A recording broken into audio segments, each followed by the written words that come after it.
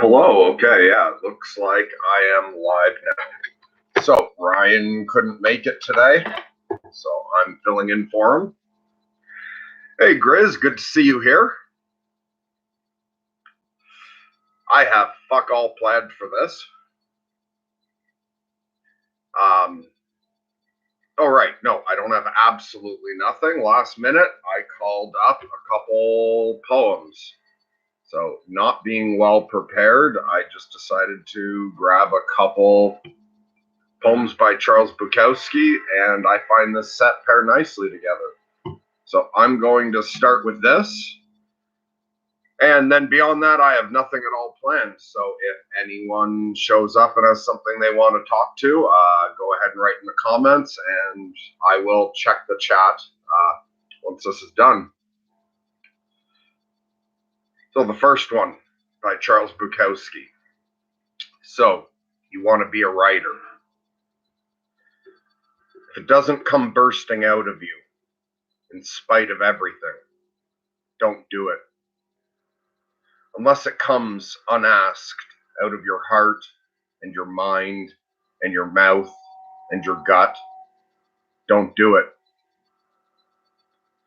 If you have to sit for hours staring at your computer screen or hunched over your typewriter searching for words, don't do it. If you're doing it for money or fame, don't do it. If you're doing it because you want women in your bed, don't do it. If you have to sit there and rewrite it again and again, don't do it. If it's hard work just thinking about doing it, don't do it.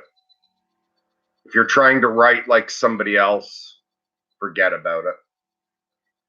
If you have to wait for it to roar out of you, then wait patiently.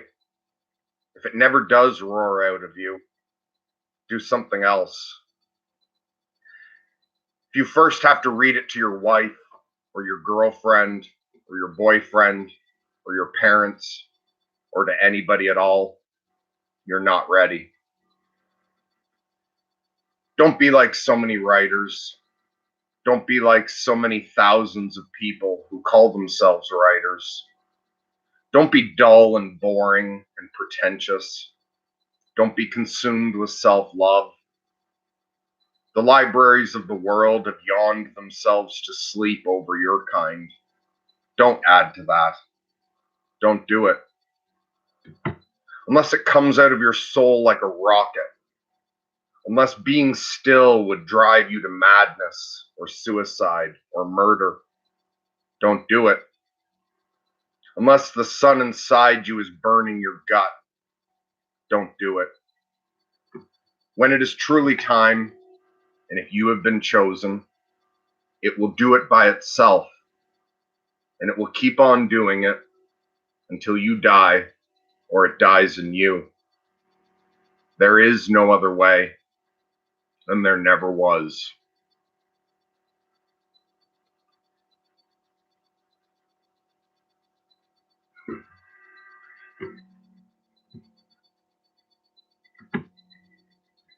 And now, Go All the Way, again by Charles Bukowski. If you're going to try, go all the way. Otherwise, don't even start. If you're going to try, go all the way. This could mean losing girlfriends, wives, relatives, jobs, and maybe even your mind. It could mean not eating for 3 or 4 days. It could mean freezing on a park bench. It could mean jail. It could mean derision, mockery, isolation. Isolation is the gift. All the others are a test of your endurance, of how much you really want to do it. And you'll do it, despite rejection and the worst odds. And it will be any better than anything else you can imagine. If you're going to try, go all the way. There is no other feeling like that. You will be alone with the gods, and the nights will flame with fire. Do it, do it, do it, all the way. You will ride life straight to perfect laughter. It's the only good fight there is.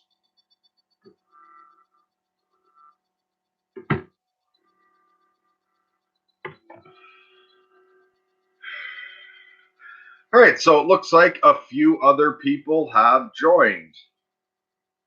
Oh, so Ryan stopped in to thank me for filling in. No problem. Have a great day yourself, man. I hope everything's goes well for you today. So Gregory Witcher is here with us. Hi, Gregory. Yeah, that was just two poems by Bukowski to fill in until a couple people showed up. And then the rest is you guys saying hi to each other.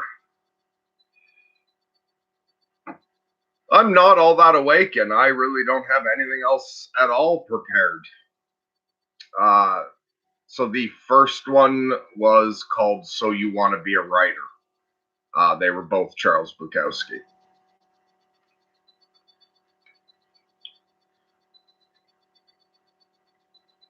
Let's see.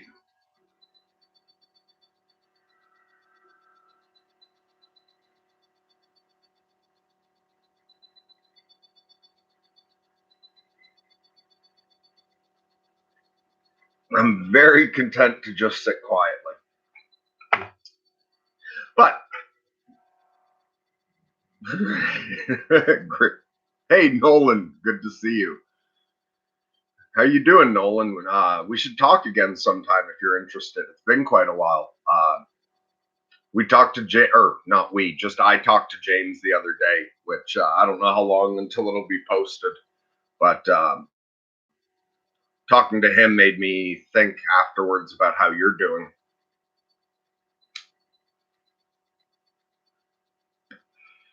So the channel's gotten less stressful for me, I think, obviously. Like I knew all week that I was going to have to fill in for Ryan, and it so didn't stress me that I actually forgot about it completely. Uh, just talking to Grizz the other last night or yesterday or the day before, I think, reminded me of it. But whereas like early on, knowing I would have to go live at a certain time, I would spend, the day of or the night before, sometimes even multiple days, going over my head what I could talk about or thinking of ways to be prepared for it.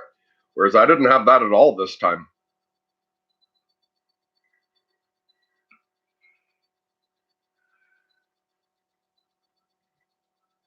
All right, so Gregory says, so how does one go all the way when you have three kiddos to mind?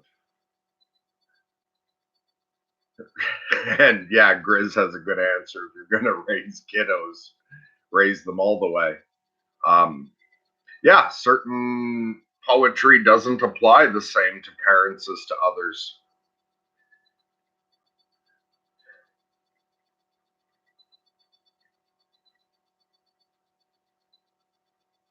And I guess that depends where you're going.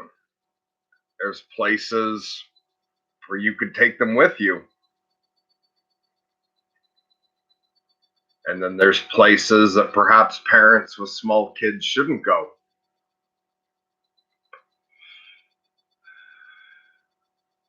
So for you, Gregory, Gregory says responsibilities trump chasing dreams and passions. Yes, like question mark? I would say that depends on the responsibilities. There's some responsibilities that it's probably better to walk away from to chase dreams and passions. But raising children, I would say, is not one of them. However, ideally, raising kids should be a dream and a passion unto itself.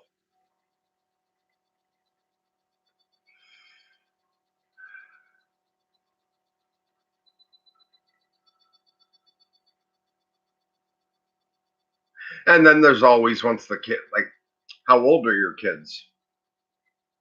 Perhaps you'll just have to wait until they're old enough to fend for themselves.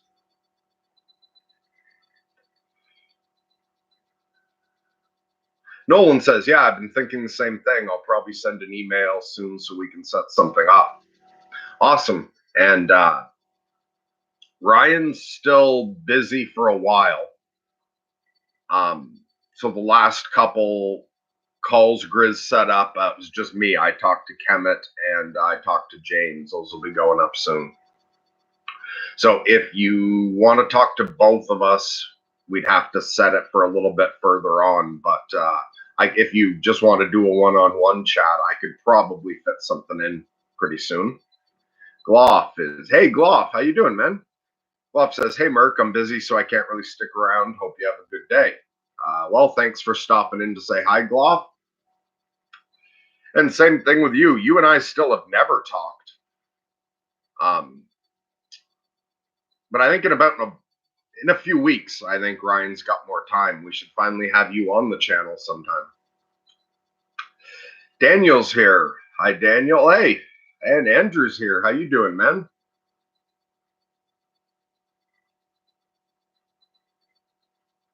Grizz says, when entertaining the thought of chasing passions while raising children, I see 4:30 a.m. as a crack in which you can squeeze passion.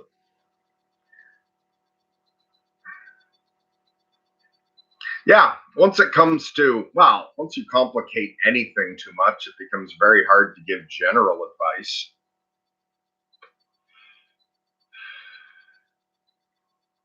But depending on your situation and depending what your passion is, perhaps you can set aside time to go all the way on something and perhaps not.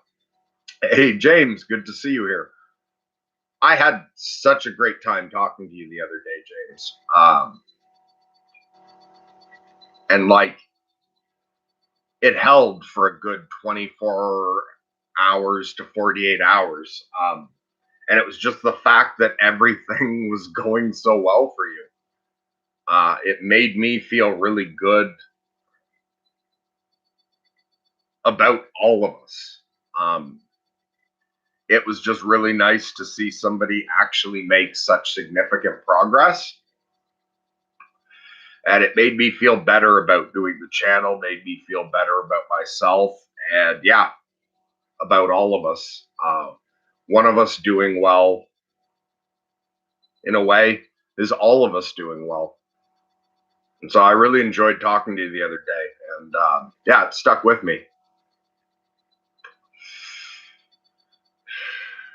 Ken says, hello, Ken. Thanks for joining us. That's a cool Plague Doctor picture. Thanks. It's a print of an ink drawing by the artist Madame Talbot.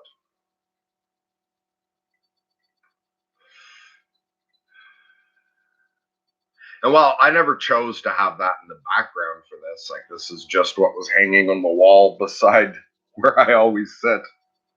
I remember once somebody commented something about taking it down. They said they got a bad vibe off it, which I get. Like, that artist and that subject matters, exploring the dark side of things. But afterwards, I found it kind of fitting with this sort of plague of meaninglessness, like the lack of meaning, the current sort of zombie plague, like the way Pajot and who else had talked about it? But anyway, the idea of the zombie as the metaphor for the meaningless, crisis of meaning in the world. Because of that, I find it fitting to have the picture of the Plague Doctor there behind me while I'm going out into the world in this digital manner to try to assist with the plague of loss of meaning. Kenny says, Camus, sort of. I get what you're saying. So how you doing, Ken? Sorry if I'm not remembering you, because fucking all this shit's turned into a blur in my head. My memories don't work the same way they did before. I went bipolar. Sometimes I remember something clearly. At another point, I don't remember it at all, and then later I remember it again. But unless I'm wrong, you and I haven't you haven't participated on a live stream. So what brings you to sorting myself out? And is there anything you'd like to discuss? Daniel says, what is the topic today? Absolutely nothing. I'm just showing up to fill in for Ryan, and that's it. I didn't prepare, and I didn't stress out about it. I just showed up completely content to just be here when I said I would be here, and not really that worried about whether it goes well or not. I mean, not that I don't want to give you guys the best content possible, but what's the point in stressing about it? And lately, it's been good for me to not put so much pressure on myself and focus on the channel so much when I'm away from it. Chris says, today's topic, give Mercury stuff to respond to, or he's just going to sit there quietly. Yeah, I would be perfectly content to just sit here quietly with you guys. It'd be really nice to do right now, I would love to do an interview with Eckhart Tolle, where we don't say a word for an hour. Yeah, I'd love to have a silent 1 hour interview with Eckhart Tolle.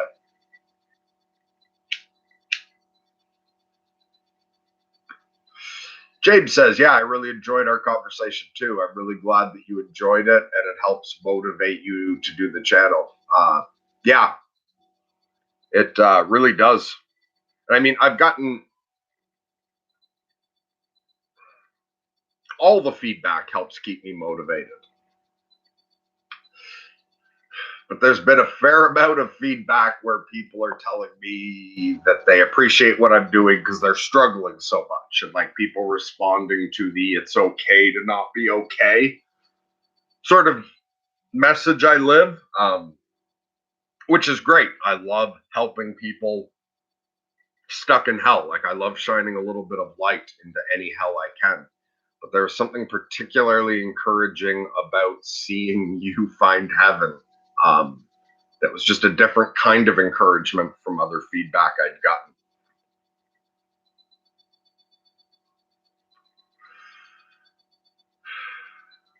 And I haven't talked to Ryan about it yet, James, but I thought of, and I mentioned this to Grizz, I was thinking maybe when we put up the conversation that we had, that I'm going to see if Ryan wants to put it up as a premiere. Yeah, that's what it's called. So that so that there can be a live chat for it while it airs. I don't know that I would show up for the premiere. It could be kind of weird for me to be in the chat section for a talk that I was doing on my own with somebody. But I thought it might be nice for the audience, like for the community, to be able to interact while it airs. And also, I thought you might enjoy that. So, yeah, so we might decide to put it up as a premiere. And if we do, we'll let you know ahead of time if you want to be there for it so you can chat in the live chat with everyone while it plays. Grizz says zombies equal mindless consumers. Yeah. And I thought, because I was very into zombie shit like before it became big. Back when all the zombie movies were low budget shit, like George Romero's films. And I always found the zombie interesting because it seems like a lot of the older monsters, the werewolves and such, seem to be sort of that fear of wildlife. Like it's the fear of the monsters, it's the fear of wolves, it's humanity huddled in a cave or around a fire, afraid of all the shit out there that wants to eat us. And then when zombies became more popular and I looked at it, it seemed to me like it reflected the fear of ourselves, like the fear of our neighbors, and it reflected how much we are no longer facing very many of the problems that the majority of humanity faced. Like Peterson likes to talk about that predatory cat with the specialized tooth for sticking it into the back of a human skull. We don't have that shit to deal with. On the whole, natural disasters don't hit us that hard anymore. And I know, like, there are natural disasters that devastate areas, but compared to what it would have been in the past, and just our biggest danger really now is ourselves. Even when it comes to the natural disasters, if we had our shit together, we could take care of those much better than we could. But it seems like overall, it's not nature destroying us anymore. It's us destroying ourselves. Loss of connection with society, too. The way so many of us feel isolated and alone from the group, the way we feel that society doesn't necessarily have our best interests in heart. But I did find it very interesting when Zombie got so big and so mainstream.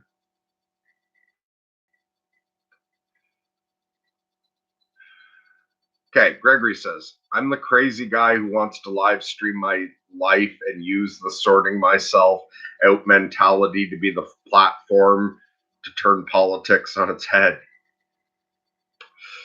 Yes, I have heard you mention that before. Okay, now when you say you're crazy, do you mean that in the more metaphorical sense, or are you legitimately crazy?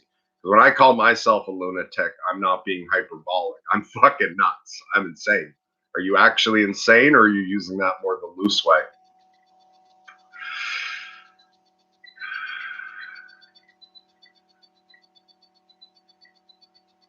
And would you really want to live stream your whole life?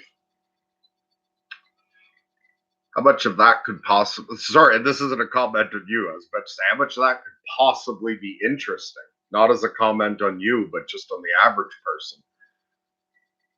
But fuck yeah, maybe that's me projecting. Maybe the average person would be interesting to watch all the time, but if you live streamed me 24 hours a day, it would be fucking boring. I spend most of my time alone, and yeah, there'd be a lot of footage of me just sitting and thinking, or outside talking to butterflies and chipmunks. Shane says, hey, Merc. Hey, everyone. Can't stay. Scrambling for work. Talk to you guys later. Much love. Well, thanks for stopping in to say hi, Shane. I hope everything goes great for you at work. And yeah, love and blessings to you as well. Miscreant says, nice haircut. Thank you. Ken says, I just happened upon it. Glad to be here. Right. So yeah, I asked you what brought you here to sorting myself out. So I just happened upon it. Does that mean this live stream is the first time you've ever seen the channel?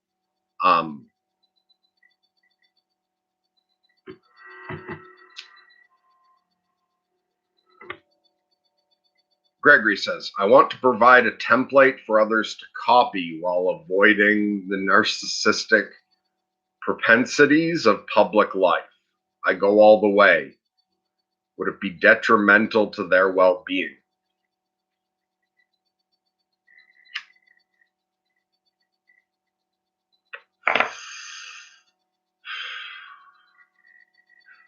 Well, so my question would be, why would you want others to copy your template? And I don't mean that in an attacking way or anything. And I don't. What are you going all the way with?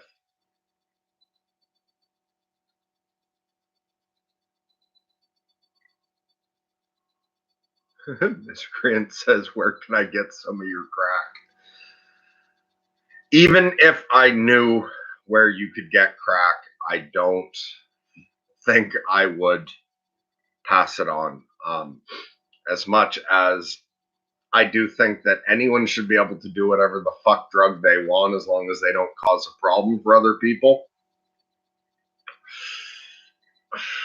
Most people I've known who smoke crack end up causing trouble for other people. So I don't think crack's a good idea. I stick to cigarettes and weed. Grizz says, the best part of premieres is when people don't realize it's pre-recorded. Gregory says, the Bucko party, question mark? I don't know. Oh, right. Were you the one trying to get Ryan to start a Bucko party? And yeah, if you're interested in politics, that's fantastic. But I personally am not a political beast whatsoever. The way I see it is politics are the business of the center. And I'm a fringe dweller. I'm out on the edge, and I'm fully aware that what's good for me isn't necessarily good for others. I have no place getting involved in politics or telling people what they should, can, or can't do. James says, if you decide to do the premiere, I'd like to be there for the chat, especially to hear people's thoughts on some of the things we discussed. Then James says, I have to get going. I'll watch the rest of the stream later. Have a good day, everyone. Yeah, I hope you have a great day, James. Love you. See you around some other time. But yeah, if Ryan likes the idea, we'll definitely shoot you an email so you know when it's going to premiere. I think Grizz would want to be there for it, and I know that if Ryan had time, he'd want to. So Ryan's taking a couple days off from thinking about the channel at all. I was surprised he popped in even just to say hi. But once Ryan's ready to talk about it, we'll figure out when it's going to premiere, and we'll make sure to let you know so you can be there.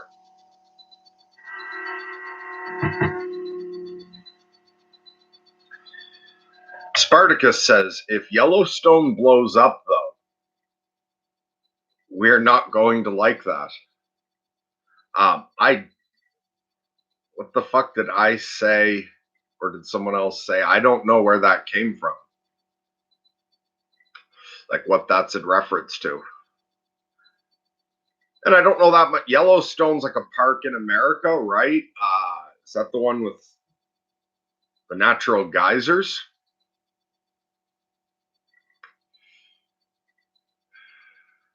Yeah, I don't know what to make of that comment. Tell me more, Spartacus. Gregory says, everyone has their eccentricities. Yeah, absolutely, everybody does. Some of us just have more than others. Hey, cool. There's a name here in like Japanese or Chinese or something that I don't know how to read. And then it says Byung-Kyu. I don't know. And it says, do you know Byung-Kyu? No, I don't know how to pronounce it. Explain it. And where are you from? I love it when people from far away, like very different cultures, show up. I enjoy diversity. Okay, Gregory says, but aggregate hundreds of hours and you have a pretty good idea of who someone really is. Take Peterson's hundreds of hours of lecture. Yeah, if you live streamed all the time, people would have a pretty good idea of who you really are. And your goal is just that you want others to sort themselves out. That's commendable.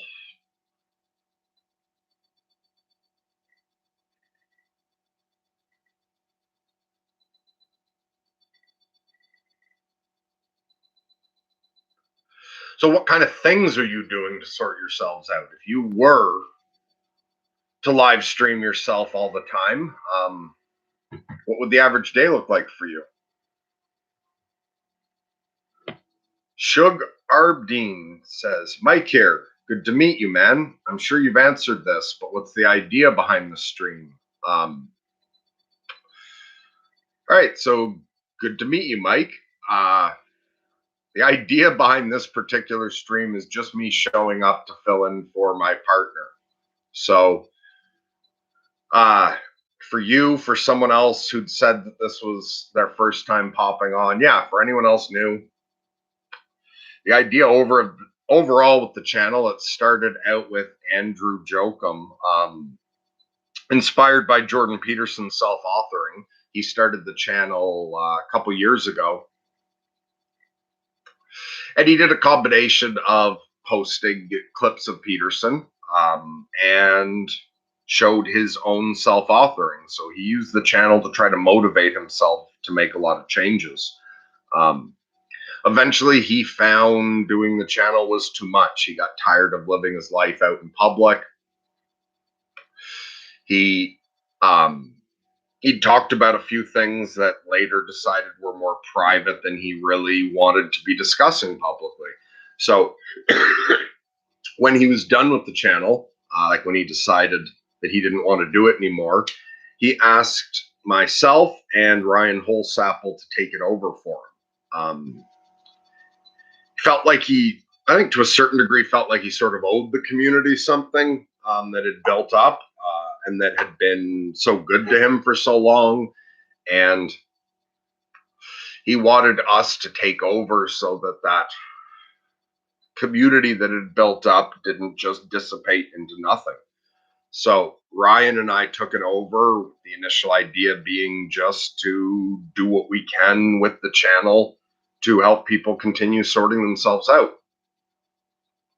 Now, I'm bipolar. I'm a fucking just lunatic hermit.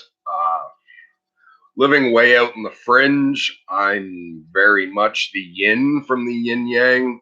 I'm on the chaos side. And Ryan is very much on the yang. He's studying psychology right now. He's working towards a doctorate. He's done all kinds of nature-based transformational guidance and stuff. He's a bright young man with a lot to offer who wants to spend his life helping people. Ryan's extremely passionate about transformation. And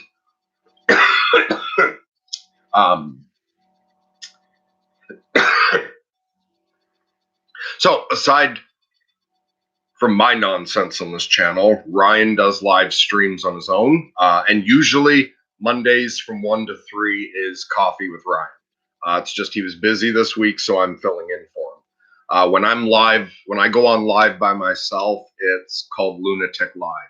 I go live every full moon at midnight, and other than that, I pop on live randomly. I suppose one thing I'm doing is just being publicly, honestly, and authentically insane.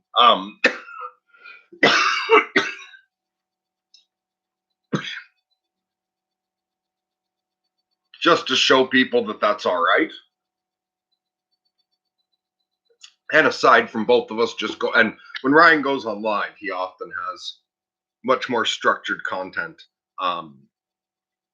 He'll go over shit he's learning at school, or he'll have something specific to talk about. When I go live, it's usually just this, me fucking rambling based on what people have said. And then aside from that, we do have some, sort of interviews with experts on the channel. Ryan's talked to Tim Freak and Ken Wilber. He has a series with his mentor, Dr. Roger Strachan, which is fantastic. Strachan's a fascinating old guy to listen to. So there's some excellent high quality material on the channel as opposed to just this bullshit I do. And right, and the other thing we do is we have people on from the audience to talk about what they're working on with us that we put up on the channel. So anyone who's new to this, anyone who's just coming across this channel, and if you've got something you want to talk about, write into sortingmyselfout0@gmail.com, and we can set up conversations either one-on-one with me, one-on-one with Ryan, or the three of us. And we can talk about either how you're sorting yourself out, like what you're working on in your life, or we can discuss psychological or philosophic ideas. And as Grizz is now saying, Ryan sorted the various stuff into playlists quite nicely. Yeah, so you want to go through a certain kind of content on the channel, just take a look at the playlists. Spartacus says, you talked about natural catastrophes. You're right, I did. And then I forgot that I said that. Okay, so Yellowstone is a super volcano. Caldera, last time it blew, it triggered an ice age, I think. A huge asteroid could also come down at any time. Yeah, absolutely. I feel like we're living in the end times for sure. Now, I don't know what the fuck that means, but I feel we're at the end of the world.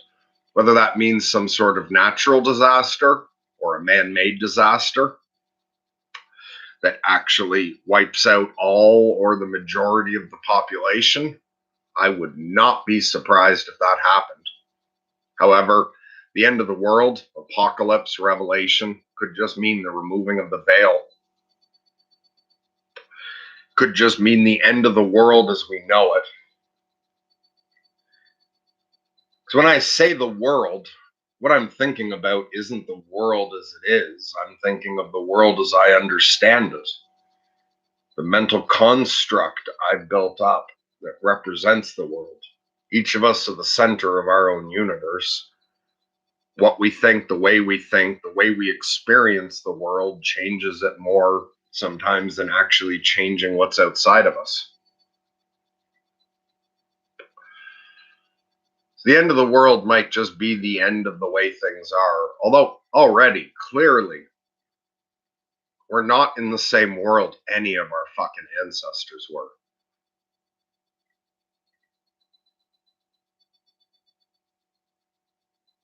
And yeah, I completely forget what I said a little bit earlier. When I do these streams, I lose myself in the now quite a bit, just focus on whatever it is I'm talking about now and lose track of what I said even sometimes just a couple minutes ago.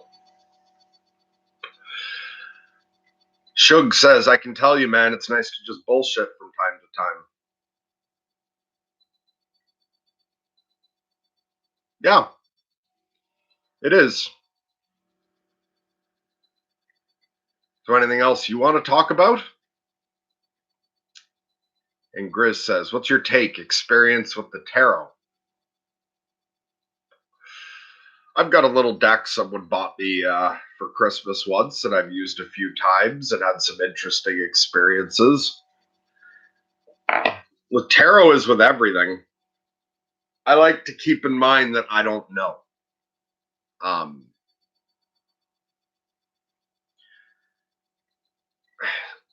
So I can see the idea that there's nothing metaphysical or even, synchronistic about the pulling of the cards.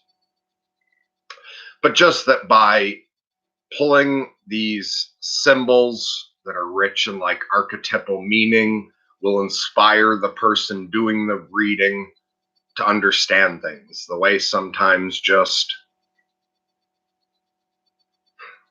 so I could see how it could be purely psychological, and that by examining images and just reaching to a deeper part of yourself, you might be able to give useful information. However, I've seen enough fucking weird shit that I have no problem with the idea that there is some sort of metaphysical aspect to tarot reading, that synchronicity can come into play, or that a person with the proper intuition can tap into the assistance of angels, gods, spirit guides, their higher self to actually feel out which cards to pull. I have no problem at all with the idea that there may be people capable of doing that. So I think tarot can be useful. I'm very, very minded as to why it's useful, but I think a tarot reading can give you good insight. Gregory Witcher says it's the end of the world as we know it, and I feel fine. Yeah, and whatever kind of end of the world this is, like whether it's just the end of humanity the way it was, that we, like in the day the earth stood still, that it's only on the precipice of annihilation that we can change, that the future is going to be so different that looking back, people will see this as the end of the world as it was, or whether this is actually, one day we're going to nuke the fucking planet, or all the bees die off and the ocean currents fuck up and we're just all extinct. Either way, it's an interesting time to be on the planet. And I'm just going to make the most of it. Try to enjoy the show, whatever the show is. So Shug says, I work in IT, have a lot of conversations with AI innovators, treading the line between human and machine. It's mind-blowing. Okay, interesting. There's been a couple times where AIs come up in conversation. I know there's a lot of people in this community that are very interested about that shit. If you ever want to come on to talk with us about that, like I know I'd be interested, Ryan would be interested, and yeah, AI and the transhumanism are fascinating subjects to me. I would love to hear more about that from somebody who knows about it. Because most of the people I've ever had conversations with about that shit don't know fuck all about it. Christoph says, what's your opinion on the burning rainforest? I don't know. I think I heard somewhere. No, I didn't even hear about it. I think I just saw videos titled something about it. So is there something about a lot of rainforest fires right now in the news? If so, I'm not up to date on that at all. I don't know what's going on with the rainforests.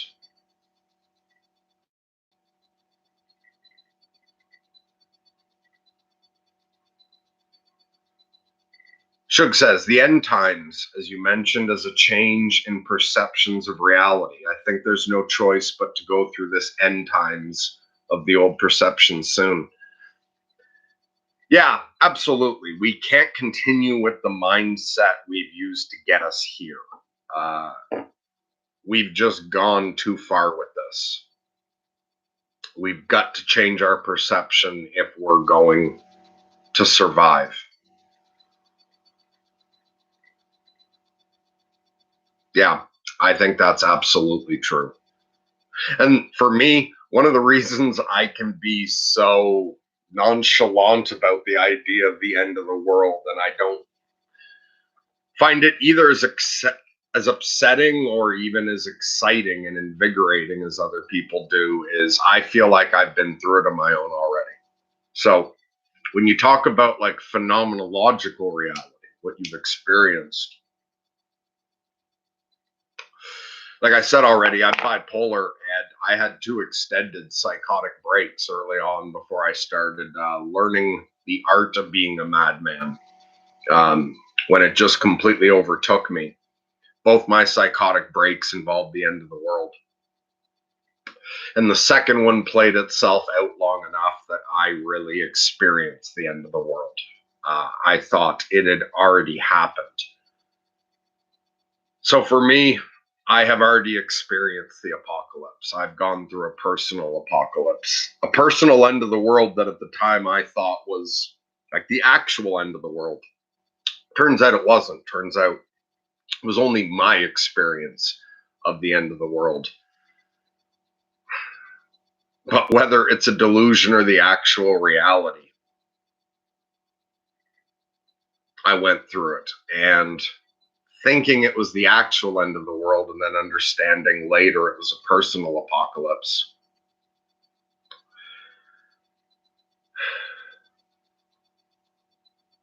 Well, I think that's the way that it isn't an actual end of the world. If everyone just continues as we're going, obviously, eventually, some fucking idiot's going to start a nuclear war, or we're going to hit the tipping point with something in the environment and we're going to fuck this all up. On the other hand, if enough individuals go through a personal apocalypse, changes their own perception and way of thinking, then we can avoid it. But I think a lot of us are in for an apocalypse either way, whether it's a personal apocalypse.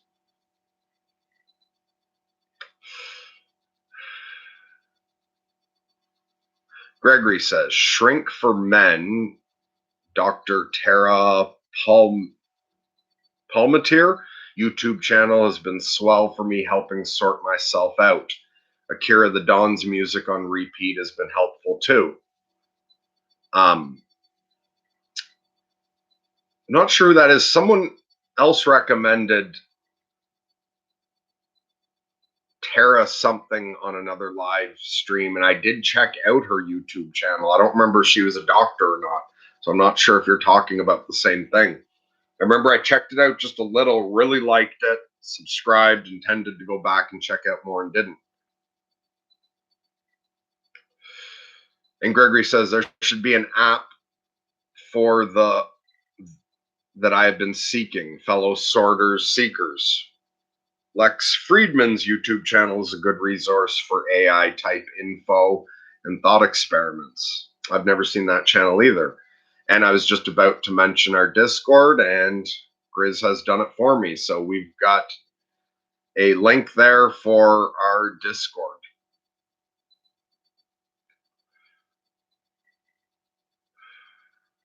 Okay, so Spartacus says the rainforest isn't burning, it's being burned to make space for agricultural land. And primal rainforest cannot burn like that. The outskirts are burning because man is creeping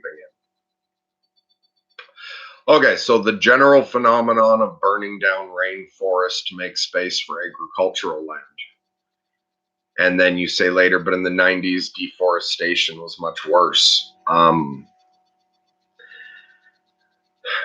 Yeah, I don't like my initial gut reaction to that is instantly, I do not like the rainforest being burned to make room for agricultural land. I don't like the idea of just destroying all that biodiversity. And I don't like the idea of removing all that chaos on the fringe. That land, that area outside of our control and our order, the chaos of just real jungle. On the other hand, I don't know much about it. I'm not sure why we're doing it. So I don't want, my gut reaction is just to say that we should be protecting the rainforests. But I don't know if there's anything that makes it more complicated.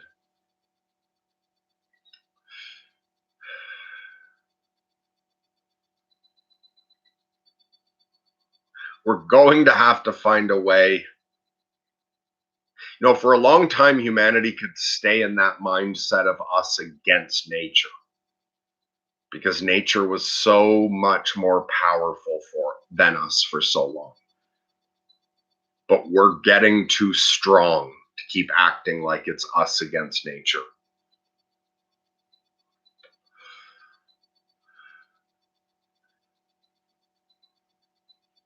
Shug says, example, Peterson spoke about how birth control changed humanity. Now we're very nearly removing the need for the opposite sex. We can now build a lot of intimacy, comfort, sex, and assurance from machines. Yeah, and that's fucking weird.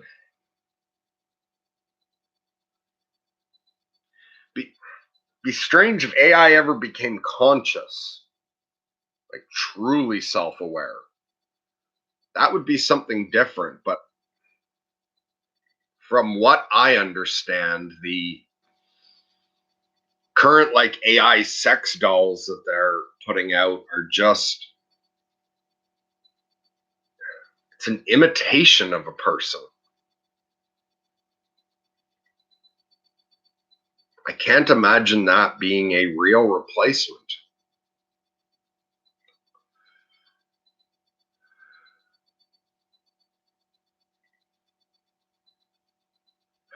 You know, often when we wish for something, once you get it, you find out you didn't really want it. Because we're building them, obviously we think we want robots to replace human beings. I get the feeling that getting them will just show that that's not what we want. Now, I understand also there's some people for whom that might be much more beneficial than the average person. There could be people with extreme disabilities or people that just would have no option of actually ever dating, for whom those things might be a nice consolation prize.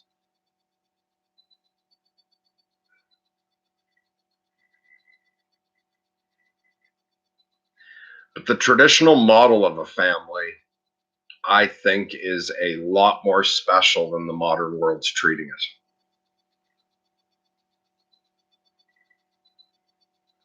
Spartacus says, I'm from Ecuador. I don't like it either, but there's been some fake news about it too. Okay, so yeah, about the rainforest burning. On the plus side, and like this doesn't undo, perhaps like it is just a straight up tragedy that the rainforest is burning, or that we're burning it the way we are. On the plus side, in Peterson, I didn't watch his whole talk with Pinker he put up recently, but I watched part of it. According to them, the amount of forest, like globally, is actually growing, and that while there's plenty of downsides to climate change, I think they said something like the increased amount of carbon in the atmosphere has allowed forests, I think they were saying forests, but at least green life to extend into areas that were desert before, because they're able to keep the like the pores on their leaves more closed and don't need to transpire as much humidity. So it's possible we've got forests regrowing in some areas while we're losing it in others. Now, that doesn't mean that it's okay to just fucking burn the rainforests, but at least there's an upside that apparently some forests are spreading. Grizz says, and now that we can make robots that can outlabor people, we can lay off the breeding so much. Well, but that's only if you think that the purpose of children is for labor output. You could look at it that way. Like now that we're outsourcing labor to robots, we can lay off breeding so much. Or you could look at it like now that we can outsource so much labor to robots, we can focus on breeding. We can have parents with a lot more time to just spend with their kids.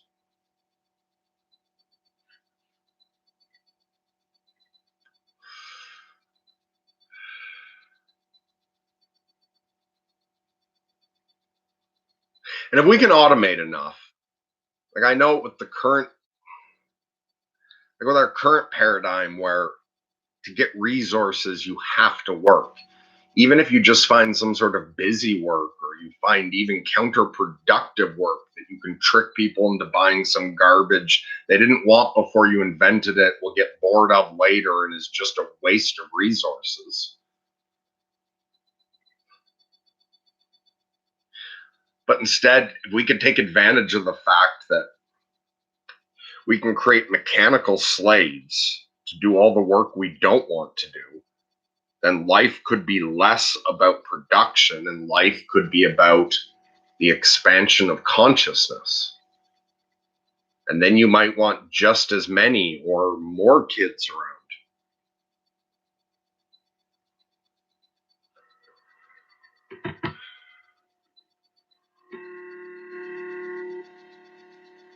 So I do find in the really old science fiction, you look back at Asimov's old stuff, they didn't imagine that in the future when we had all these robots, it seems like they imagined that in the future we'd have robots and automated factories and all these other technological improvements, that would allow us more time to play with our children, that it would allow us to sit and read the newspaper while a robot mowed the lawn for us, that it would allow us to pursue intellectual, emotional, relationship based activities.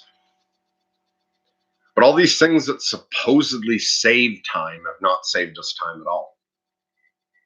Like it seems like if we could make, we can build a house with only 1,000 man hours instead of, we can build a house with 1/10 the man hours, then you would think it would leave us all that free time.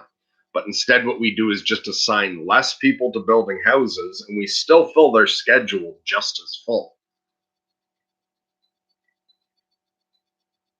Everything's all push, push, push, achieve. Then once we can achieve something more easily, it's okay. Like now you have to do that and something else, or now fewer people have to take care of that.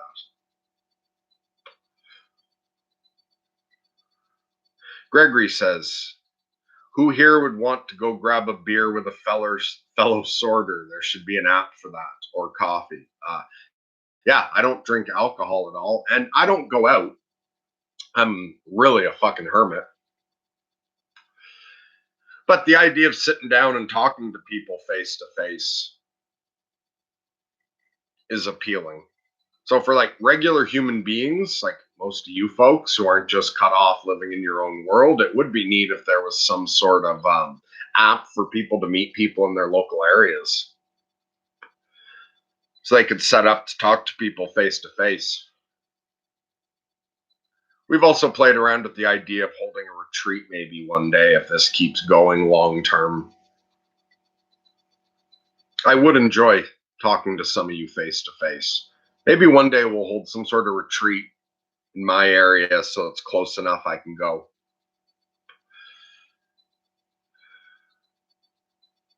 Grizz says, the most promising artificial sex I've seen is VR with convenient attachments.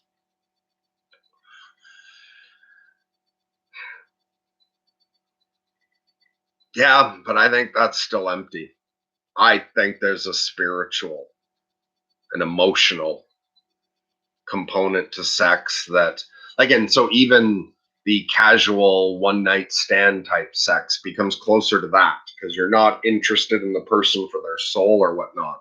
They may as well be a doll. I think that's inferior to sex in a loving relationship as well.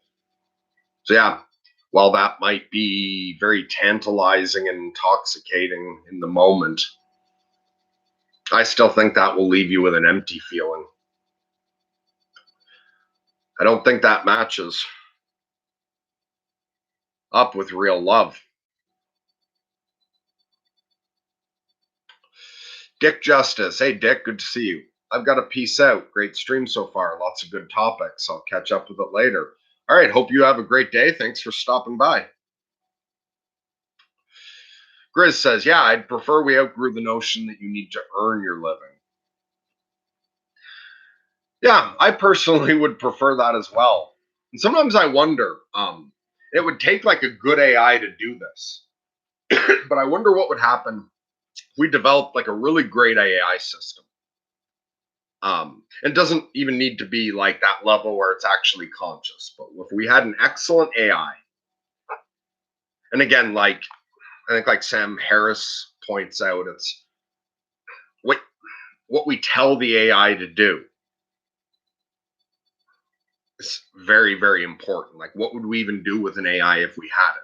But it would be interesting if we had an AI system and we set it up to create a sub program for every single person on the planet.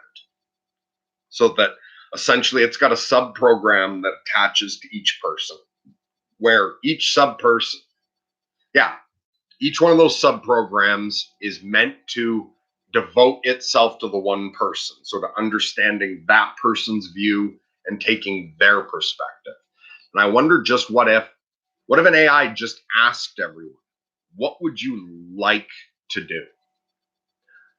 And sort of take a census where it wasn't asking for what you would like to do, like realistically, something you feel you could do, within your circumstance. But what if society could just provide you with whatever role you wanted? What would you want to do? I would be very curious to see what we end up with, because there would be many jobs that even if humans didn't have to do them, they would want to do. So I think you'd have a lot of people wanting to be any form of artist. Obviously that would fill up, but you would have people who want to be engineers, who want to be scientists, people who want to be in medical, like people who want to be doctors or doing medical research, and people who want to be builders, people who want to be farmers, people who want to be priests. And I wonder if we just took, what does everyone want to do? I just wonder what that like pie chart would look like. If everyone is free to do absolutely whatever they wanted to do, what would everybody sign up for? And then if we looked at it, could the things that nobody wants to do be automated? And I also imagine there would be certain people that have a specific vision. Like, I want to be a writer. I desperately want to be a brain surgeon. Where they really want to be that one thing.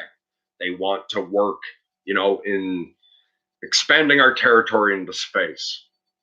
And then, of course, you'd also get people who want to do nothing. And if they were asked honestly, they're like, no, we won't call it doing nothing. But it's not that it's something productive. I want to hang out at a skate park all day and play acoustic guitar.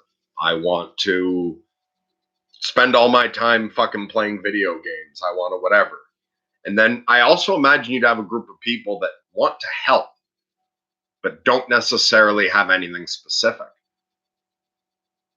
I wonder if we took that sort of census, would most of the jobs that actually require people to be involved, would those get filled naturally if we provided people the means to do it? Like, I really do imagine we'd have more than enough people wanting to grow the food, especially if it wasn't difficult to get into it. If it's, hey, you're going to work growing food, we will make sure you have land and equipment and whatever you want. And then if after it was all filled in, if we had, okay, here's all the things that will be totally taken care of, people want to do. Here's all the things no one would have to do because we can automate it. And if you ended up with that in between where there were jobs that sort of nobody wants to do and machines can't handle, I think we would still have the type of person who says, well, fuck yeah, that's what I want to do. If it needs to be done, I want to be useful and I want to do the things society needs most. Yeah, I wonder if we could all just be contributing what we want to contribute. And the goal of society was to provide each person with the ability to pursue that which they find meaningful. I wonder how that would work out. I wonder how that consensus would turn out. Would it turn out everybody either wants to be junkies or rock stars and next to nothing that needs to be done would get done? Or would we find that without all our current restrictions, and if people actually had the freedom to do what they wanted to do, that we'd be capable of getting everything done in such a way where everyone was happy to participate? All right, Shug says, combine that doll with something that asks about your day that you must care and be responsible for, possibly an easy out for those that don't want to make the sacrifice for the real thing. Yeah, it could be. And to me, that would be very hollow unless we somehow created an AI that actually required our care and where the responsibility was real. And yeah, there's definitely sacrifices to be made to have a real relationship.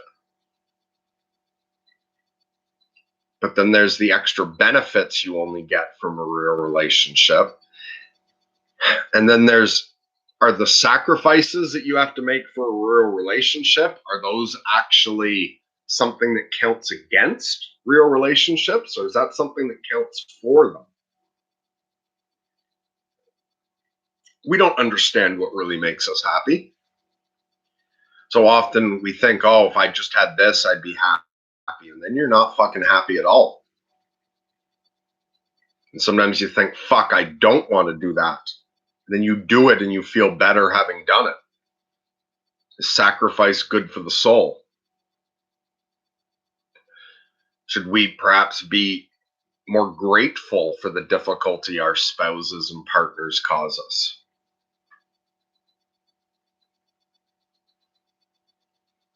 Because I don't think we just want everything to be easy. Not everything. We need some difficulties. Spartacus says, the way I see it, when you're old, would you rather be surrounded by service robots or grandchildren? Yeah. However, both would be interesting. Being old and having service robots to help you out so that you're not a burden on your kids and your grandchildren would be nice. But yeah, a bunch of robots running around wouldn't be the same as grandchildren. I'm really looking forward to grandchildren.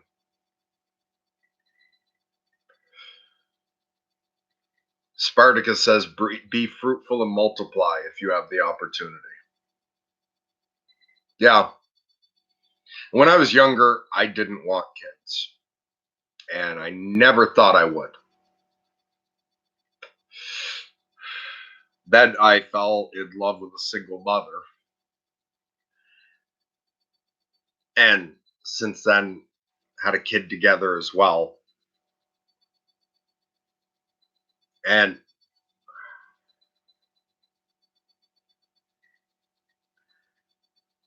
I don't even know how to describe how wonderful having kids is.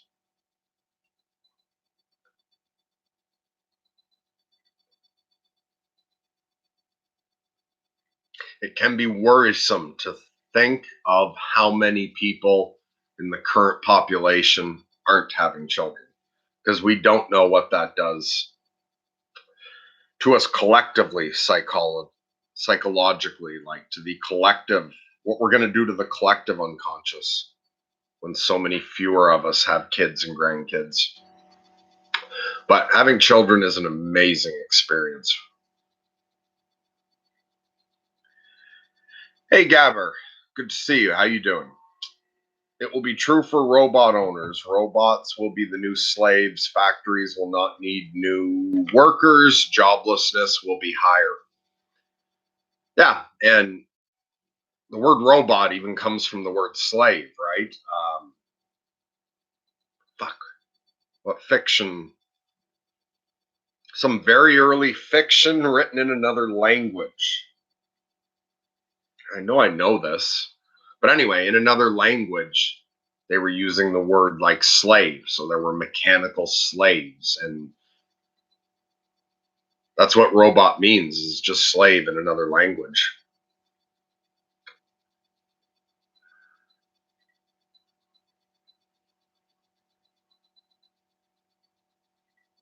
Although joblessness will only be higher if we continue to define a job the way we do now.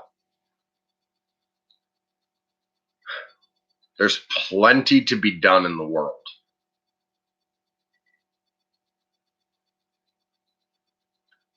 Spartacus says we're going to talk about the Matrix, aren't we? We can if you want to. And Corey says planned obsolescence.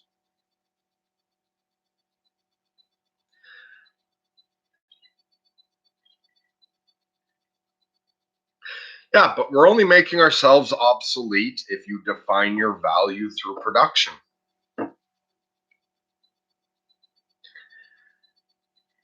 Developing consciousness may be the actual endeavor of this entire existence. Shug says, did you ever read A Brave New World? It's very near what you're describing. The antagonist meets someone outside of that structure to find a human that was genuinely suffering, struggling, and loving it. But I read A Brave New World like way the fuck back. I read it in high school. So technically I've read it, but I don't fucking remember any of it at all. Spartacus says Brave New World is a feminist utopia, which is a dystopia for me. And Shug says, I read it before I knew what feminism was, luckily. Which part did you find to be that? All right, so let's hear what they're saying about it. Spartacus, in Brave New World, making babies is seen as backwards. They make babies in tubes. Nowadays, feminists discourage motherhood because it's seen as oppressive. Also, the free sex stuff.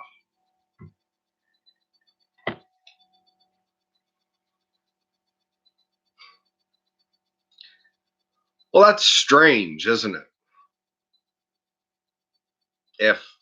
And I don't know what feminism is anymore. Like, I don't know what the average person means by that. But if feminism is anti-motherhood, then that's very strange. I would see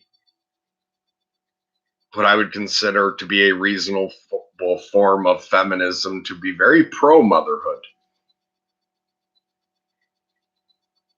Now, not that I reduce any woman's identity to being a mother, just as I don't reduce a man's identity to being a father. And absolutely, like, women should be able to participate in society in any way a man can. But motherhood's a special part of at least many women's lives. And feminism doesn't honor that.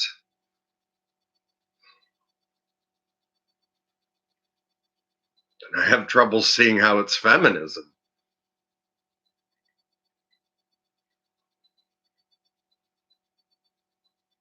All right, so Gregory says, Mike Rowe from Dirty Jobs showed the reality of people who found great meaning in doing jobs that no one else would want to do. Yeah, absolutely. And I really do think that if we move to more of a volunteer, like if we could find some way to move more to like a resource based economy, like the Venus Project talks about, and if it was about what people really needed, because I think a lot of people lose meaning in their work, especially if their job's obviously not that important. When you feel like you're wasting your life doing something that doesn't really need to be done, or when you feel that you aren't appreciated. A lot of people love to take on something that no one else wants to do. And if it's hard and painful and requires risk to injury, but people need it done and are therefore appreciative of it, that's something heroic. There is that spirit in a lot of people. Whereas nowadays, you just do everything for money. You don't do it because it needs to be done. You're not doing it for other people.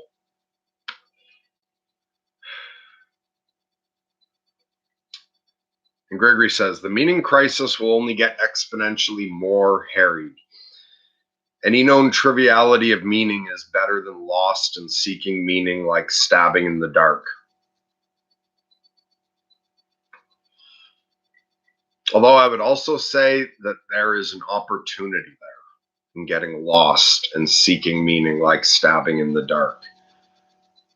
Sometimes only getting thrown completely into the dark like that,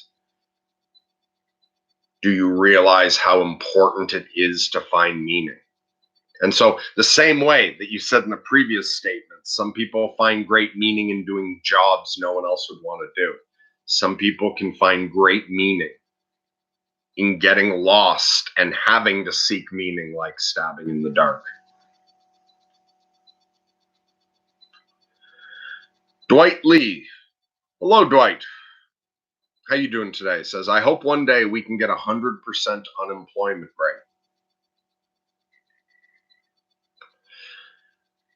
To do that, we might have to change the definition of what we consider employment. Although, yeah, I would love it if one day we can get to where 100% of people are meaningfully engaged in life. I don't know that that would always look like being employed, though. Like, who is it who said an entire life wasted doing nothing but reading poetry can still be like of the greatest value if at the end of their life they write one line of poetry that profoundly affects people? While I both see the truth in that, I think that also implies that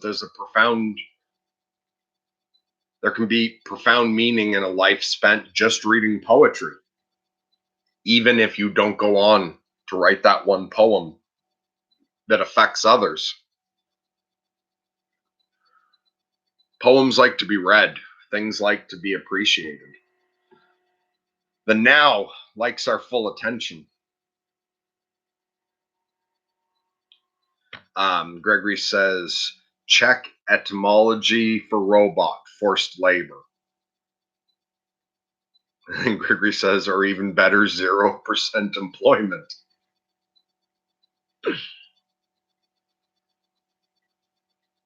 Yeah, it would be interesting what the human animal would do if we could create a society where nobody had to work,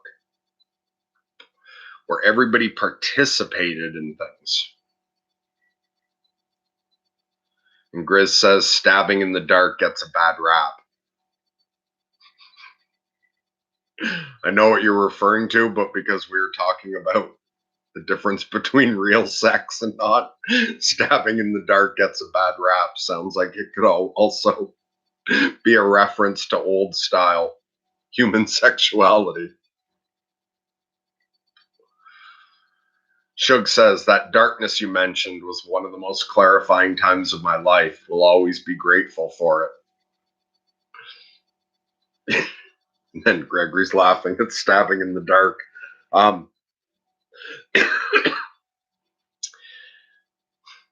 But yeah, I've been through a lot of dark times, and when I was lost in them, yeah, I was screaming for help and wishing somebody would have saved me from it. Looking back on it, I'm grateful that nobody did.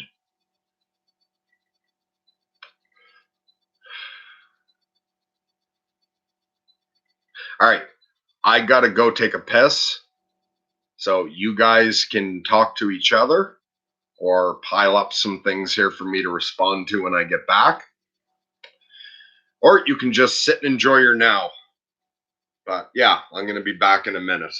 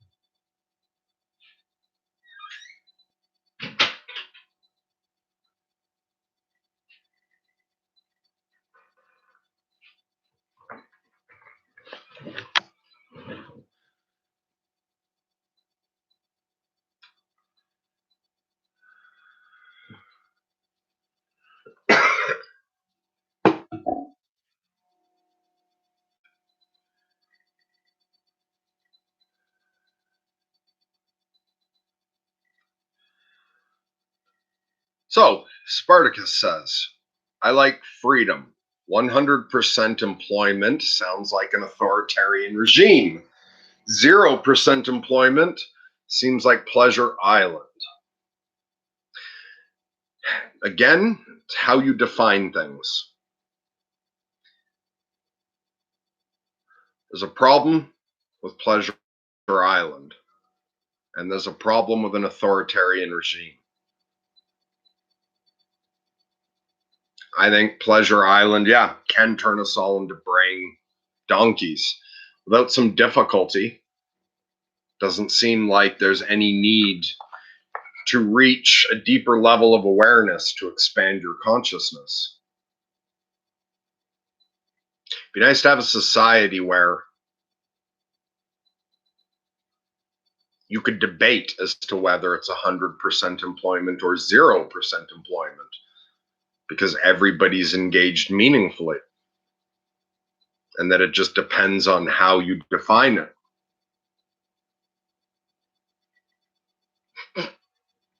Grizz says this commercial break brought to you by coffee and your kidneys.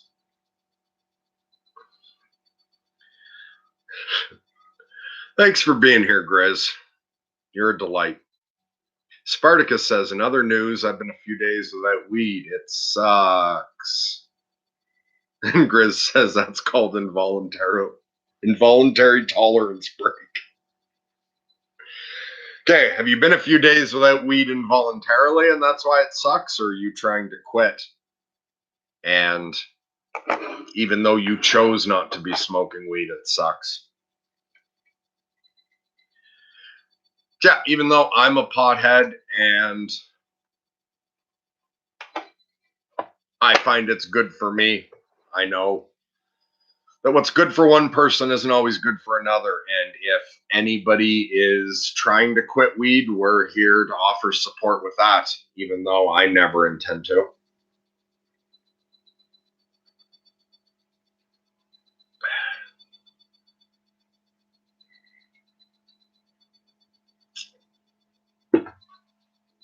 And Spartacus is commenting that that was a quick piss. Yep, didn't take long at all. Gregory says, my message got deleted, and Grizz says they delete links automatically sometimes, or YouTube language censorship.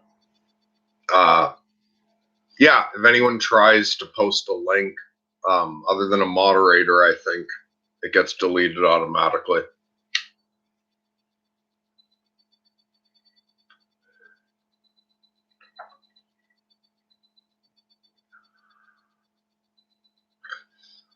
And Gregory says 2 days without nicotine, 5 days before that.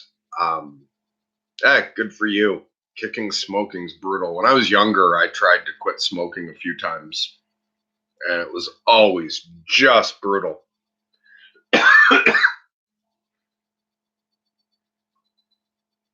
So I don't have smoker's guilt anymore.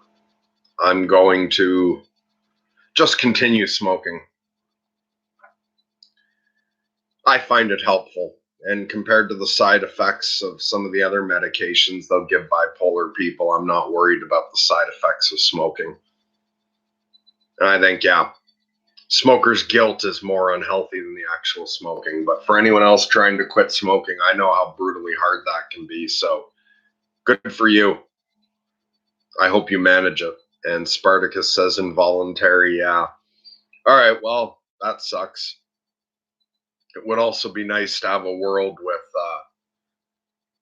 0% involuntary smoking. That the people for whom it is good have access. Grizz says, Moon's about to be in Virgo. Time to fast and not looking forward to the caffeine withdrawal. Right, so you're doing that fasting in line with like what sign the moon's in and all that. I remember you telling us some about that before. Which is a difficult thing to discuss in this manner. But if you want, because yeah, you've mentioned this now and then, if you want, we should record a talk sometime like you and me and Explain it to me. But yeah, caffeine withdrawal is a fucking bitch. You get those headaches. It's funny. Everyone here is talking about. You brought up all three things that I consume on a daily basis now: weed, cigarettes, and coffee. Those are all my daily medications.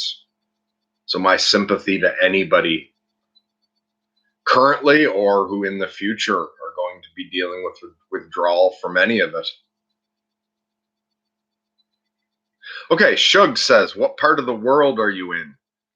From the looks of that wolf and your accent, I'll guess Western Canada. You're close. And you're close, not a wolf, it's a coyote. And it is actually a local coyote. That's not like taxidermy I bought from somewhere else. Friend of mine back when he was young shot a coyote that was fucking with his livestock. So farmer I knew had to shoot a coyote, got the head stuffed, and he had it for a while. And when his girlfriend moved in, she didn't like the look, so he gave it to me. So that is a local coyote and not a wolf. But you're right from the accent. I'm in Canada. Again, just wrong about Western. I'm in Quebec.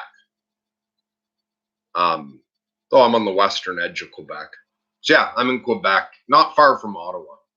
I'm pretty close to the Ontario border, so I'm just about an hour's drive from Ottawa on the Quebec side.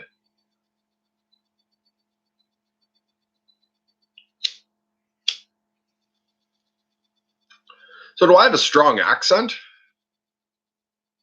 Nobody ever notices their own accent. Gregory says, what would be the astrological charts for those born on Mars or just out in space in general? Yeah, Grizz, hadn't you said something about that? That's a future market that's going to open up?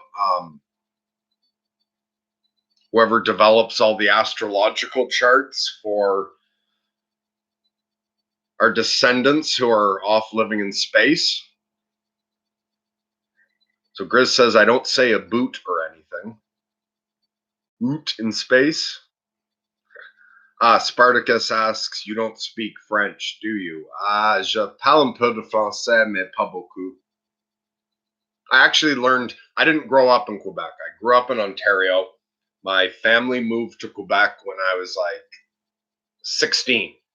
I was halfway through high school. And it was my dad. So my father grew up on the farm right next to here. And when my grandmother got, like my grandfather was already dead, my grandmother, when they get to that point where the upkeep of a house is too much, when she was ready to move into an apartment, my dad took over his dad's farm. And the farm I'm in is my great grandfather built it. So my grandfather was born like living here. Then he bought the farm next to his dad's. My dad took that over when I was 16. And I actually learned more French when I lived in Ontario.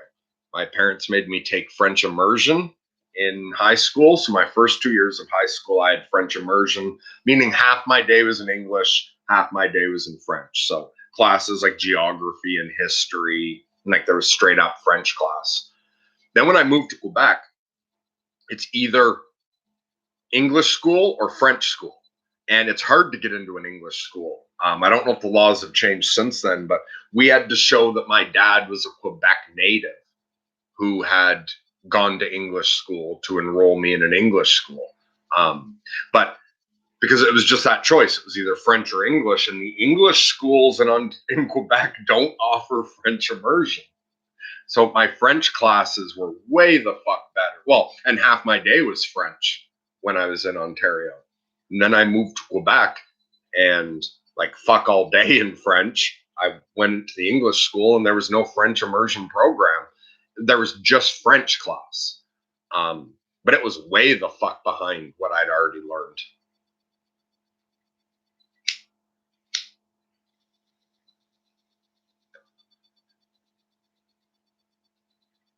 Grizz says that was some other chat fella. Oh, okay. So it wasn't you who said that. Spartacus says, I'm from French speaking Switzerland and I cannot understand most of what Quebecois say. Yeah, and the area of Quebec I'm in is not very French at all. You'll find plenty of people who don't speak French around here. Like my dad grew up here and he can't speak French as well as I can. Because like he grew up just going to the English schools.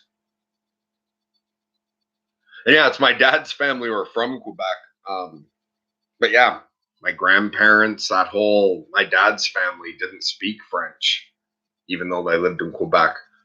My mom's side is entirely French, but like the Acadian French, like the people who moved from France and settled like on the East Coast. Gregory says, house out about. I catch those words when listening. I do not think the accent is strong. Okay, so it shows a bit on those words. Not that it bothers me. I don't really give a shit if I have an accent or not. Everyone can understand what I'm saying. That's good enough for me.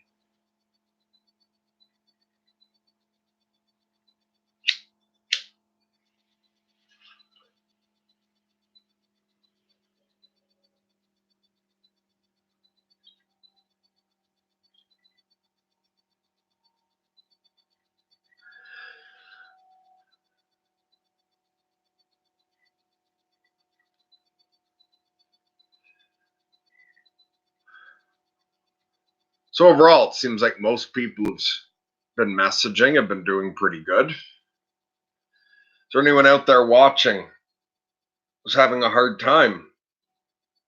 Anybody out there who needs any support on anything?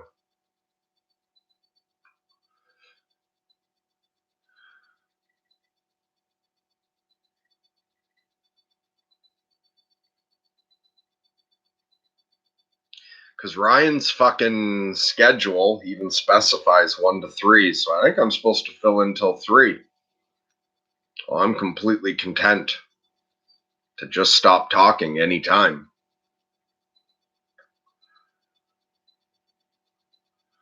We had mentioned insanity.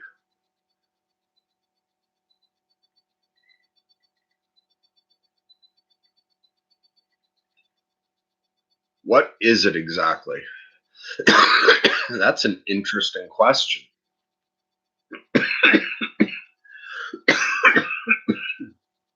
Spartacus says the worst English accents are in Britain. They're awful at being understandable. I have no problem understanding a strong British accent.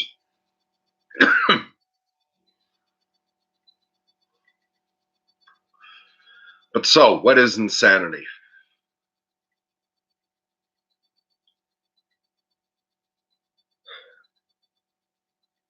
A lot of insanity is just the dial turned way the fuck up on things everybody has.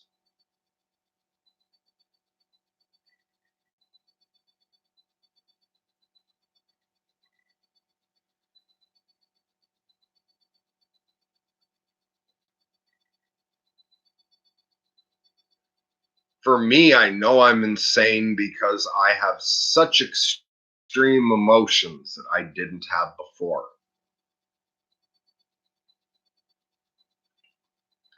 And the ways in which emotions affect our perception are turned up as well.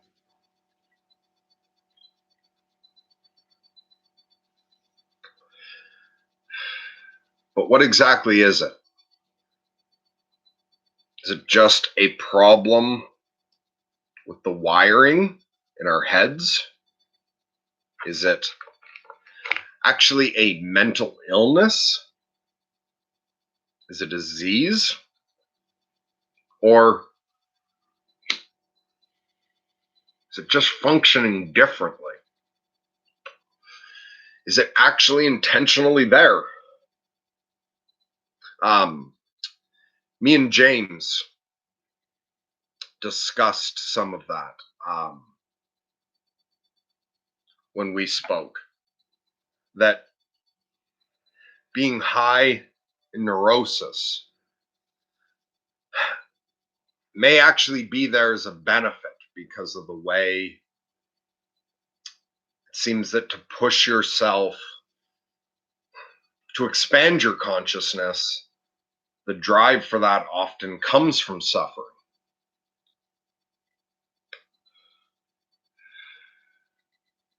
Oh, and Gregory says, what about the lack of emotion? Okay, yeah, so also there's the other end of insanity, people who can't feel certain things, sociopaths and whatnot. I don't know anything about that end of it.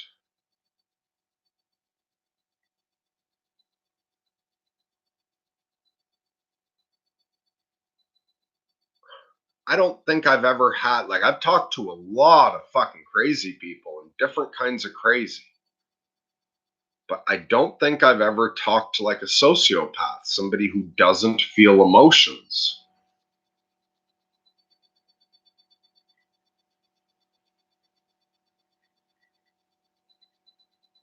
So Shug says, hey man, gotta go. Good talking with you guys. Take care of yourself.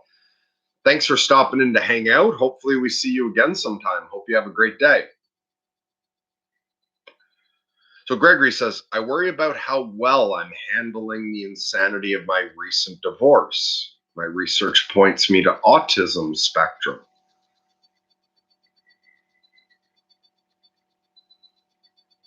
Okay, interesting.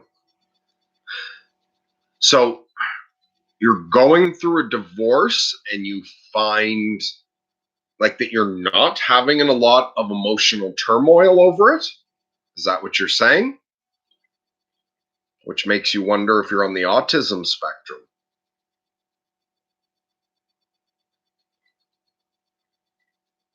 Fascinating.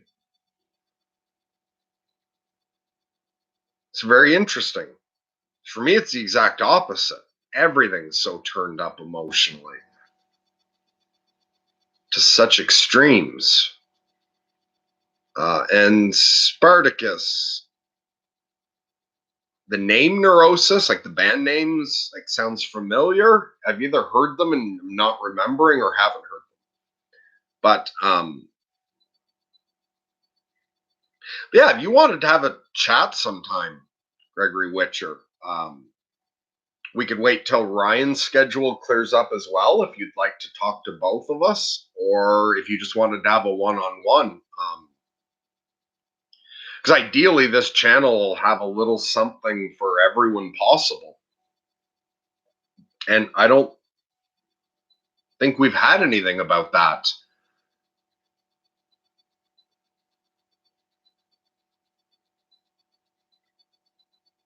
Although, still, what I was saying before about how neurosis and it seems like schizophrenia and psychosis also can be seen as like dangerous gifts, that those are all that rather than seeing them as an illness, you can see them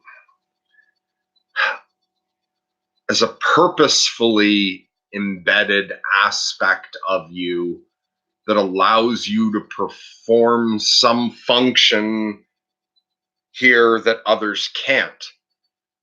I would imagine that whatever your condition is, it is just as much an opportunity rather than a crisis. So Gregory says, works for me. I'm quite extroverted, though, which is not really part of the autism spectrum. Okay, well, don't worry about exactly what the label is at the moment. Then you have some aspects that you feel match into autism and some that don't. So maybe you're an unusual form of autism, or maybe it's something else entirely that just some of the symptoms overlaps. But if it works well for you, that's fantastic. So you're extroverted.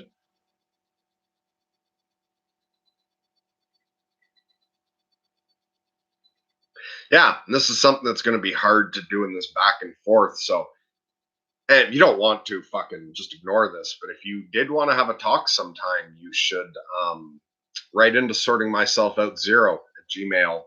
and I'd love to hear what your experience of that is like.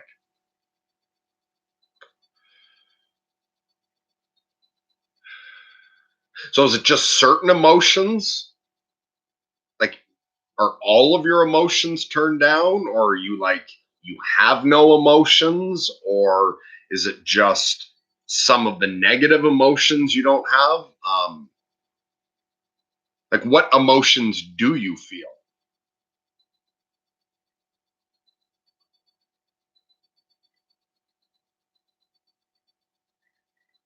Spartacus says, I went through a divorce, sort of, separated with a kid. That was the hardest time of my life. Oh, fuck yeah. Divorce, separations, very difficult. I was married once before, got divorced, and like for that first marriage, it broke up because when I went insane, especially, yeah, put together with losing my mind and lost the whole life I was living up to that point. That's hard enough, but divorcing with separation with a kid is extremely fucking rough. So you're saying that was the hardest time of your life. Are things going better now? And through the divorce or separation, have you been able to maintain a good relationship with your kid? So Gregory Witcher says, I feel like an observer. Am I just in shock? I try to write things down.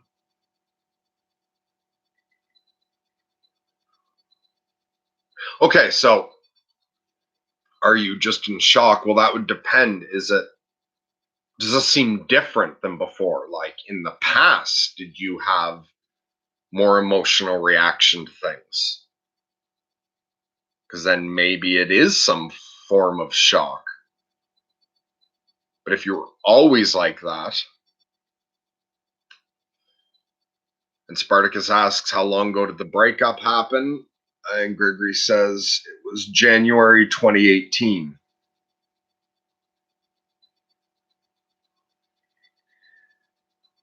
And yeah, you have 3 kids. Fuck yeah, I forget shit so quickly. So yeah, so were you the one say you were the one saying how to go all the way when you have 3 kids?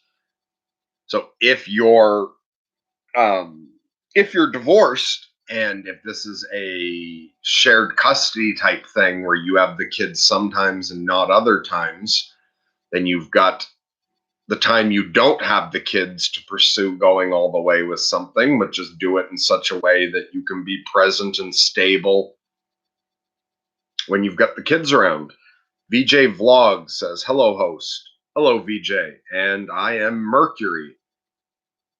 And I'm usually the co host of the channel if you're new. Ryan Hallsapple does this channel with me. Sometimes he's live by himself, sometimes I am, other times we're live together. And there's a variety of other content you can check out, interviews and people from the audience. But what brings you by today, VJ? And Gregory says, can one's personality shift after a divorce? Absolutely. One's personality can shift after any big life event.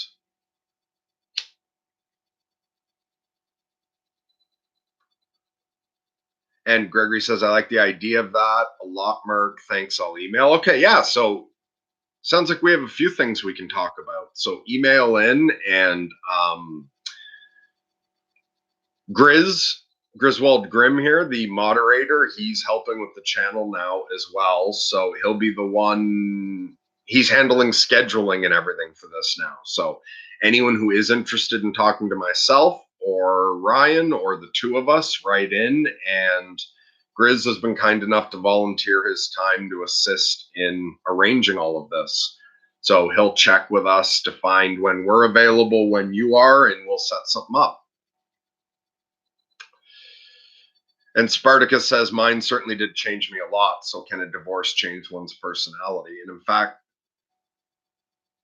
okay, so my firsthand experience, it's too hard to tell because I lost my mind. Like I got hit by a bus, became bipolar. I was in a mental institution when my wife told me it was over.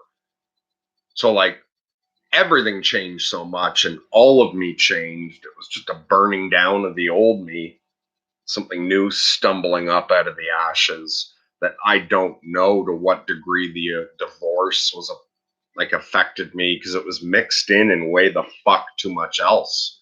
Um, but when I look at other people I've known who've had divorces, or even just breakups, if it was a really significant relationship, years always changes people. I think I can't think of anyone that got divorced and wasn't significantly different a couple years after their divorce.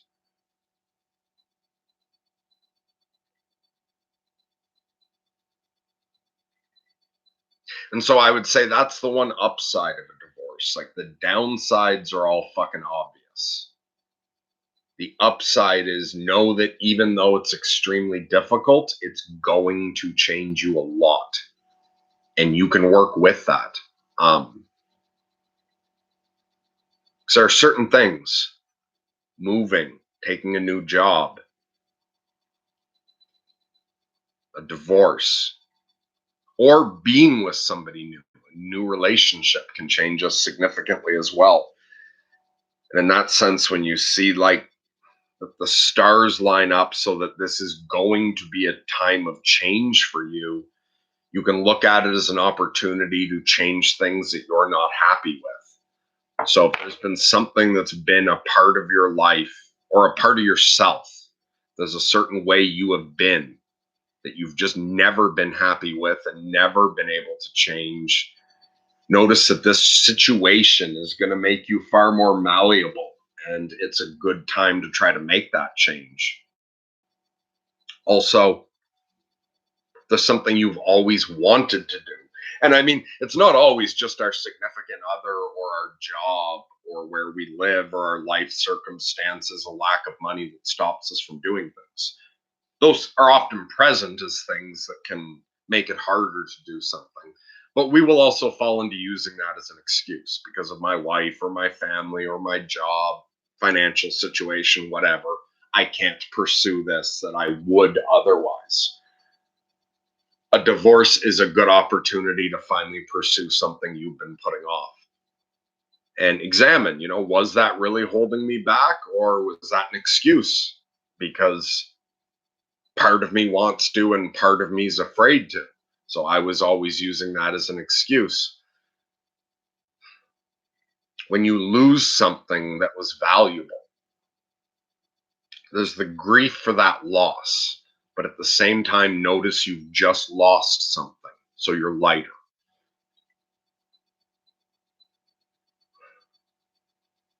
You're more free to make a change. And it's a time period that you'll find you change more easily.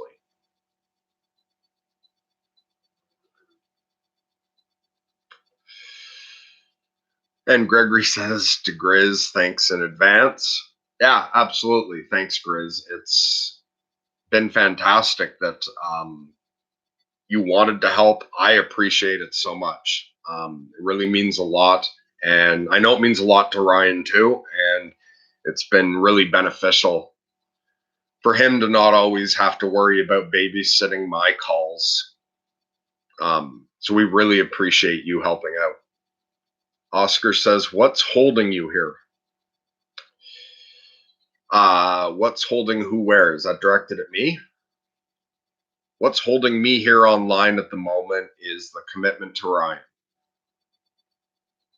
Um, as in that's what's holding me on this stream right now. Yeah, what do you mean what's holding me here? Okay, what's keeping me alive?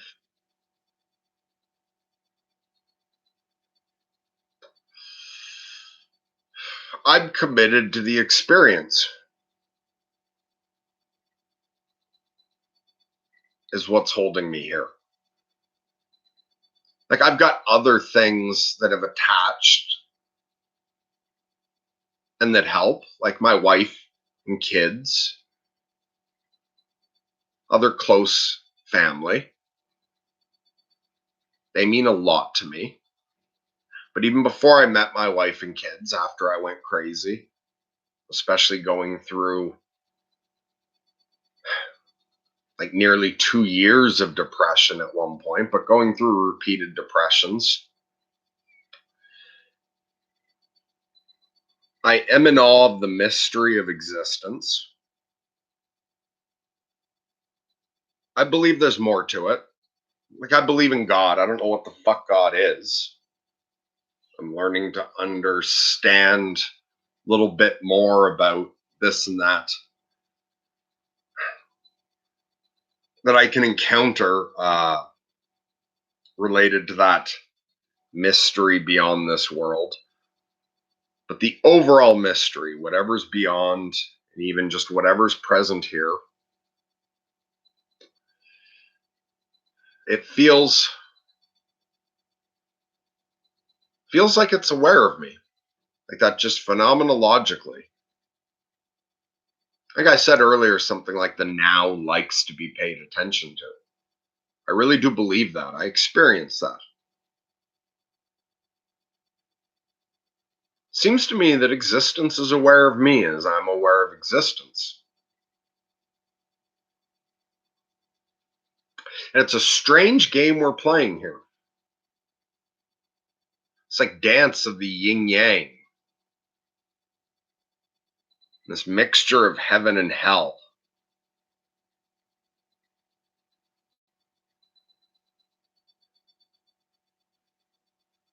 It can be really difficult existing in this game.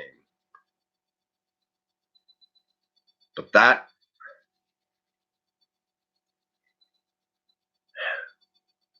it makes it more meaningful and profound to me. So, what keeps me here, what keeps me alive, is just a commitment to the mystery, a commitment to playing out my part, and feeling like this goes to some end, that all of it matters, every little bit.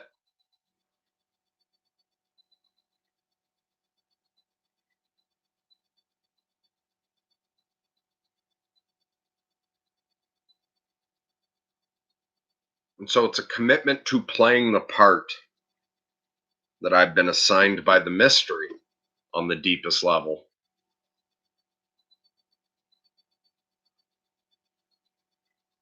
That's what's keeping me alive. And it can be fun and exciting when I'm feeling up, and it can feel like a real burden when I'm depressed. But it's a commitment to that.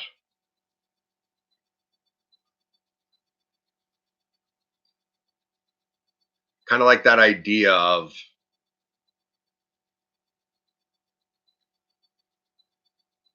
the metaphor of the bride and the bridegroom. Is it like with Christ's return? Is that where that is in the Bible? But yeah, you encounter God and make a commitment to God at a certain point. Sorry, not you. I felt like I encountered God and made a commitment in a sense not that different from a marriage, where you commit to play your one part.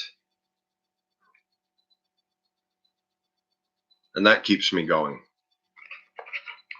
So, Adela, darling, great to see you again, Adela. How you doing today? Says, thanks, Merk. You and Ryan make a great team. Really appreciate what you're doing. Love and light to everybody. Yes, love and light to all.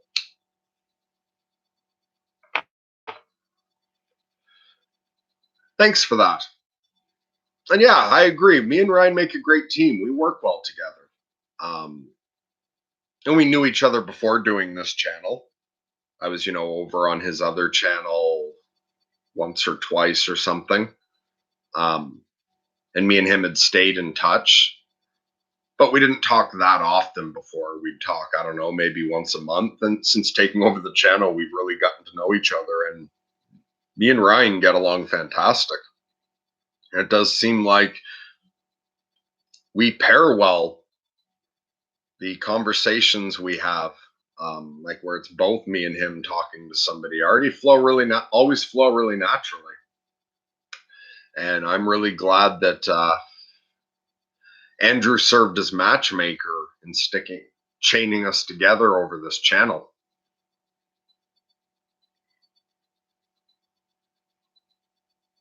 I'm really glad it's helping some people as well. So Nina C. Hi Nina, how are you today? Says, that's very well said. Existence is aware of you now.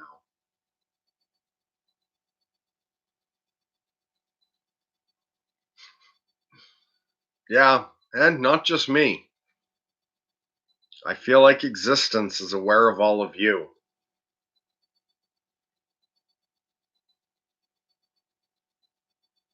So Gregory says, have you taken Peterson's understandmyself.com? No, I haven't. And me and Ryan had talked about possibly both doing it. And then sharing the results and also sort of doing a bit of a almost like a review of the program, but we never got around to that. But still, we might do that someday. What do you think, Grizz? Is that something we should do to do the understandourselves.com and share the results and say whether or not we found it helpful? And Grizz says, that was deep, Merc. Well said. Thanks. Spartacus says, whatever keeps a dog willing to live, that's what I aspire to, without getting too cocky, because a dog's wisdom is like the Buddha's. A real dog, though, not a nervous PTSD-ridden chihuahua.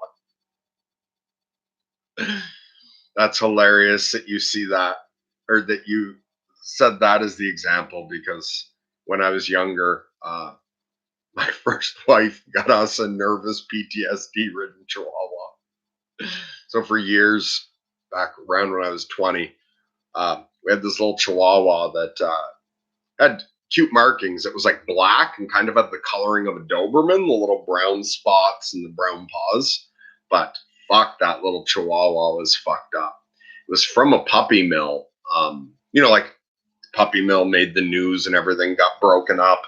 And so it was one of the dogs from that. And it had this spot in its arm. It would just chew. We tried to get it to stop. It would chew it fucking bloody raw. Fuck, that was a nervous little dog. But I loved him. We bonded really well. And as much as it was a fucked up little dog, I loved that thing. Grizz says, I think the understand myself is the big five personality thing. It'd be a neat exercise. Yeah, sorry, I guess I didn't say that back when that came up. Yeah, understandmyself.com is where he's got the big five personality. Oh, hold on.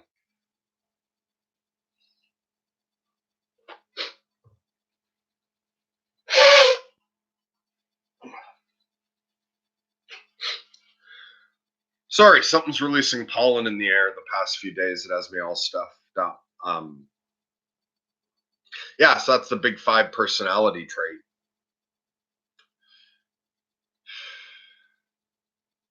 Oh, and Grizz says 2 minutes, you're going to make it. Yeah, I was committed to being here till 3, and it's only 1 minute now. All right, so I managed to ramble long enough to fill the time. And so no promises on the doing the big five, because I'm sure many of you know by now I will just fucking totally forget about things and wander off in another direction. But that's something I'd be interested in doing if Ryan thinks it's a good idea too, and if I don't forget or somebody brings me back around to it.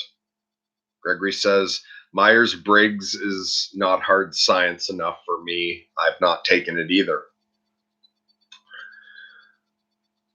Yeah, well, something doesn't have to be pure hard science to be interesting or to be able to get some insight from. Bang, 3 o'clock, we did it. I filled the time.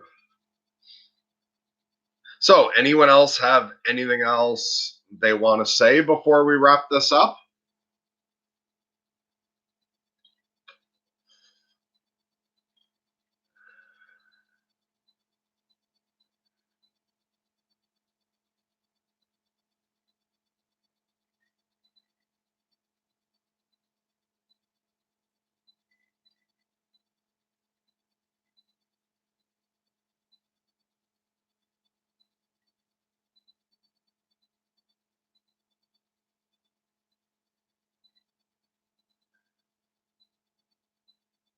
All right.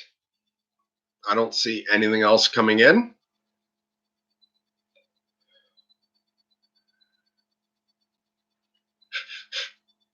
Spartacus says, do you kill time or is time killing you?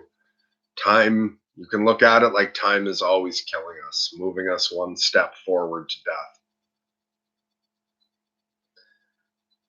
And thank God for that. I really hope AI never manages to curse us with immortality.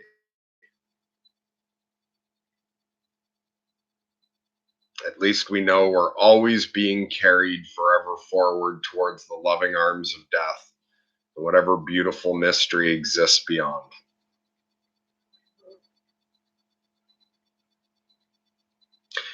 All right, so that's it for me today. I'm not sure how long it is till the next full moon, and I'm not sure if I'll just be popping on randomly or not. But if anyone's interested, like I said before, in having a conversation with us, Grizz is handling that now, and Ryan will be busy still for a little while, but we can start setting up calls with both of us fairly soon, I think. So I hope everyone has a wonderful day. God bless, and Lunatic love to all.